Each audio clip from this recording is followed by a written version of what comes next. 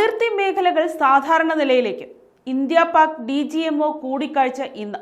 നമസ്കാരം, കൊട്ടാരക്കര മീഡിയയിലേക്ക് സ്വാഗതം. ഇന്ത്യയുടെയും പാകിസ്ഥാന്റെയും DGMOമാരുടെ ആദ്യ യോഗം ഇന്ന് ഉച്ചയ്ക്ക് 12 മണിക്കാണ് യോഗം. പാക് പ്രകോപനത്തിൽ ശക്തമായ നിലപാട് അറിയിക്കാനാണ് ഇന്ത്യയുടെ തീരുമാനം.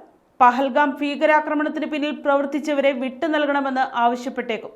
വെടിനിർത്തൽ കരാർ ലംഘിച്ച പാകിസ്ഥാനെതിരായ ഇന്ത്യയുടെ ശക്തമായ മുന്നറിയിപ്പിന് പിന്നാലെ അതിർത്തിയിൽ സ്ഥിതിഗതികൾ ശാന്തമാണ്. ജമ്മു കാശ്മീരിൽ ജനജീവിതം സാധാരണ നിലയിലേക്ക് എത്തുന്നു. കടകമ്പോളങ്ങൾ ഇന്നു മുതൽ തുറന്നു പ്രവർത്തിക്കും. പ്രദേശങ്ങളിൽ BSF നിരീക്ഷണം ശക്തമാക്കിയിട്ടുണ്ട്. ശനിയാഴ്ച വൈകിട്ടോടെയായിരുന്നു ഇരു രാജ്യങ്ങളും തമ്മിൽ വെടിനിർത്തൽ കരാർ നിലവിൽ വന്നത്. എന്നാൽ മണിക്കൂറുകൾക്കുള്ളിൽ ഈ കരാർ ലംഘിച്ച പാകിസ്ഥാനെതിരെ വലിയ പ്രതിഷേധം ഉയർന്നിരുന്നു.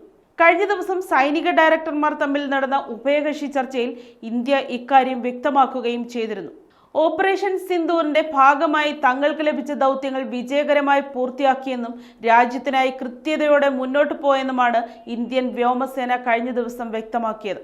ഓപ്പറേഷൻ തുടരുന്ന സാഹചര്യമായതിനാൽ ഊഹാപോഹങ്ങൾക്ക് പിന്നാലെ പോകരുതെന്നും സേനാ മേധാവികൾ ആവശ്യപ്പെട്ടിരുന്നു.